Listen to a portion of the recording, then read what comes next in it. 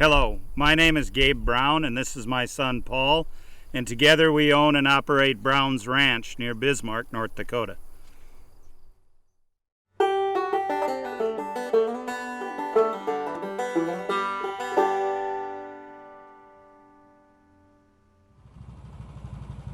On Brown's Ranch, what makes our operation a little bit unique is that we're focused on land regeneration. What we've been doing, we've been 100% no-till on our cropping system since 1993, and we have a holistic planned grazing system where we move the cattle through our pasture and rangeland. But not only that, what sets us apart is that we've really focused on regenerating the soils, and we integrate our livestock, which today include not only a cow-calf operation, yearling operation, grass-finished beef, poultry, laying operation with hens, and also sheep. And we integrate all those livestock onto the cropland. We utilize cover crops, which is what we're standing in. Cover crops are where you seed crops, species onto the cropland to improve soil health.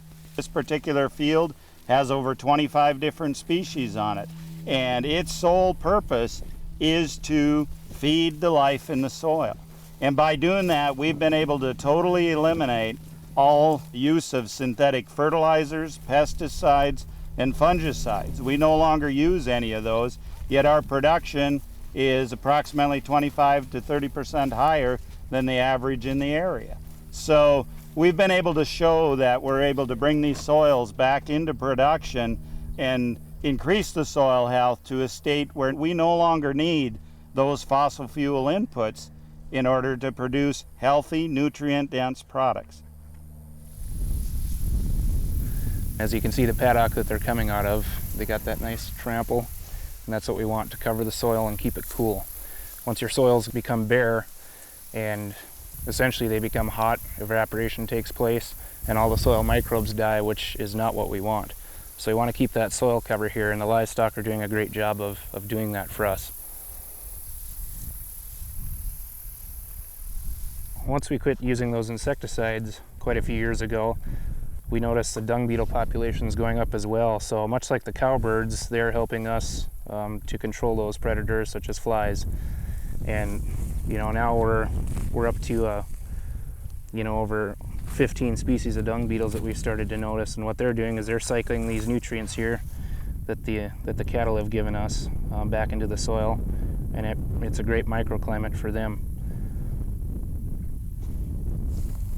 So here's one of the dung beetles found in one of the dung piles, and he's helping us out, working for us, and he does it for free. What we need more of in North Dakota is small family farms. Not only are they an example of how to do it, but they're an advocate for it. Gabe does a lot of speaking to other ranchers. He networks a lot with other ranchers on different techniques and agricultural methods he's using. So he's growing really good food based on really good healthy soil, and also advocating and trying to spread word on how he's accomplishing what he's doing, and also getting tips from other ranchers on different things that they're trying. We've had visitors over the last 7 years from all 50 states and 15 foreign countries visit our operation. And I always get asked the question, yes, but how profitable are you? And so I pull out our financial records and I show them. And for instance, take corn for example. It's not uncommon for it to cost a producer in North Dakota near $4.50 to produce a bushel of corn. Last year we did it for $1.42. So our costs are less than 1/3 of what it costs under the current production model. So not only are we producing a healthy product in a way that will ensure that this land is here for future generations, but we're doing it in a much more profitable manner also. Out in the summertime, we run the hens out free range. Typically, we like to follow the livestock with them because then they can pick through the dung, and they're yet another source of fly control for us. Most of their diet comes from the forage and insects that Mother Nature provides. And the rest we provide grain here that was raised on our own operation, non-GMO. Right now we have about 150 hens here. and I sell eggs every week in conjunction with a local CSA in town, and it's been working out well. When I came back to the operation, I had to find my own niche, so to speak, and I thought that poultry would be a great way to do so, and I found out that they've been very profitable for us, so we'll continue doing this in the future.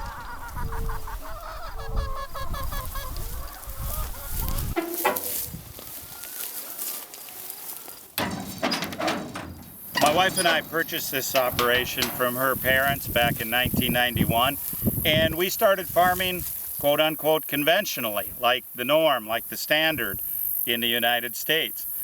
What happened to us then, we started doing some rotational grazing on the pasture, and in 1993 we went 100% no-till, so our cropland has not been tilled at all. In other words, the soil has not been turned over at all since 1993. This ensures a home for soil life, and that's important to us. Then what happened, the years 1995 through 1998, we lost 4 crops in a row to drought and hail. So we lost all of our income for those 4 years. Because of that, financially, I was unable to buy the inputs, the fertilizers and pesticides and fungicides and all of those things so commonly used in agriculture today. So I had to find another way to make this land produce. So that's when we started to focus and really put our attention towards the importance of soil health. Because of that, it's led to us growing cover crops and the integration of all of these different species of livestock onto the land. And now the land is being regenerated. It's more like it was 200 years ago. And that's our goal, because we're not only producing a more nutrient-dense food for us, but we're ensuring that this resource will be here for future generations.